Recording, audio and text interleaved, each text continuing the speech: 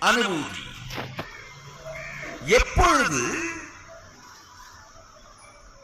ஒரு அனுபவம் நமக்குள் ஆழ்ந்து நம்முடைய வாழ்க்கையின் எல்லா சிந்தனை பரிமாணங்களையும்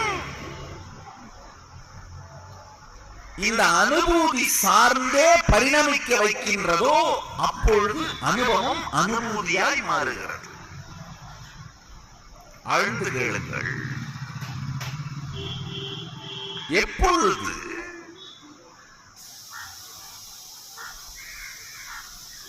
ஒரு சத்தியம் நம் உணர்விற்குள் நிறைந்து நம்முடைய அனுபவமாய் மாறி